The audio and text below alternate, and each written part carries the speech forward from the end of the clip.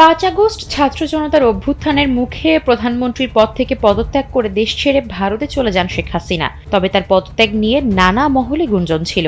এরই মধ্যে রোববার রাত থেকে শেখ হাসিনার সই করা একটি পদত্যাগপত্র সামাজিক যোগাযোগ মাধ্যমে ঘুরে বেড়াচ্ছে।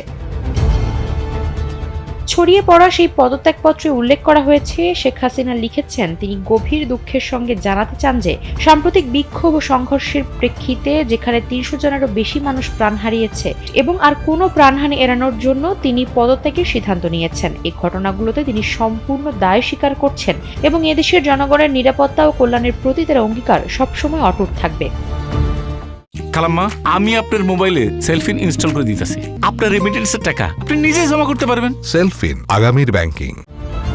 তবে সোমবার দুপুরে বাংলাদেশ আওয়ামী লীগের ভেরিফাইড ফেসবুক পেজ থেকে জানানো হয়েছে ওই পদত্যাগপত্রটি পুরোপুরি ভুয়া গুজব। জানানো হয়েছে দেশের একটি টিভি চ্যানেলের ফেসবুকে এরকম অপরিপক্ক এডিটেড কোনো পদত্যাগপত্র প্রকাশ করা একটি দৈন্যতা মাত্র। কেন এই পদত্যাগপত্র ভুয়া তার ব্যাখ্যাও দেওয়া হয়েছে ওই স্ট্যাটাসে। সেখানে বলা হয়েছে পদত্যাগপত্রটিতে মুজিববর্ষের লোগো রয়েছে, যেই মুজিববর্ষ ২০২১ সালে শেষ। আর ওই পদত্যাগপত্রটি অত্যন্ত অস্পষ্ট। শেখ হাসিনার স্বাক্ষরটিও গুগল থেকে নেওয়া হয়েছে বলে দাবি করেছে আওয়ামী লীগ।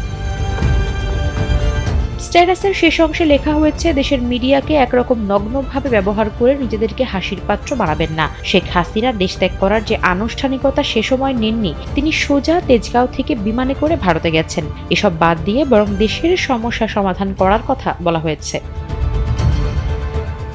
৫ আগস্ট ছাত্র জনতার অভ্যুত্থানের মুখে প্রধানমন্ত্রীর পদ থেকে পদত্যাগ করে তার বোন শেখ রেহানাকে নিয়ে ভারতে চলে যান শেখ হাসিনা। বর্তমানে তিনি সেখানে অবস্থান করছেন। তবে সম্প্রতি একটি ফাঁস হওয়া ফোনালাপে শেখ হাসিনাকে বলতে শোনা গেছে তিনি পদত্যাগ করেননি, তিনি এখনও বাংলাদেশের নির্বাচিত প্রধানমন্ত্রী।